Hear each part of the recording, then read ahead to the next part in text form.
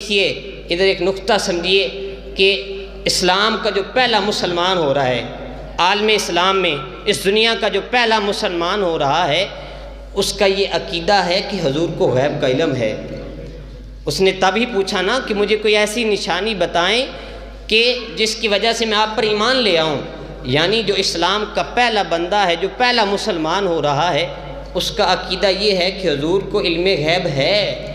لیکن سمجھ نہیں آتی کہ آج لوگ فتوے لگاتے ہیں کہ جو حضور کا علم غیب مانے وہ معاذ اللہ اسلام سے خارج ہو جائے گا۔ تو یہ تو سوچنے کا مقام ہے کہ جو پہلا مسلمان ہو رہا ہے اس کا عقیدہ ہے کہ حضور کو غیب کا علم ہے، اور تم یہ کہہ رہے ہو کہ جو یہ عقیدہ رکھے وہ اسلام سے ہی باہر ہو جائے گا۔ ارے تمہارا عقیدہ تو ان مشرکوں سے بھی گزر گیا کہ وہ مشرک، بلکہ دیکھیے اہل عرب میں حضور کی غیب دانی اتنی مشہور ہو چکی تھی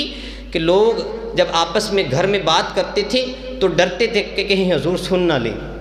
میرے آقا کے علم کا یہ مقام تھا، بلکہ یہ دیکھیے ان کا عقیدہ یہ عام تھا، وہ عرب والوں کا عقیدہ عام تھا کہ محمد مصطفیٰ کو کوئی جاسوس رکھنے کی ضرورت نہیں ہے، بلکہ دیواروں کے ذرے اور راستوں کے پتھر ان کو خبر دے دیتے ہیں۔ دیواروں کے ذرے اور جو پتھر ہیں جو راستے میں پڑے ہوتے ہیں محمد مصطفیٰ کو خبر دے دیتے ہیں۔ بلکہ یہ آپ سب نے ابو جہل کا عقیدہ تھا کہ حضور کو غیب کا علم ہے، اس لیے تو وہ پتھر اپنے ہاتھ میں لے کر آیا تھا کہ اے محمد بتا تو صحیح میرے ہاتھ میں کیا ہے۔ ارے تم تو ابو جہل سے بھی نہیں شرما رہے ہو۔ اللہ سے دعا ہے اللہ تعالی ہمیں ایسے عقیدے سے بچنے کی توفیق عطا فرمائے۔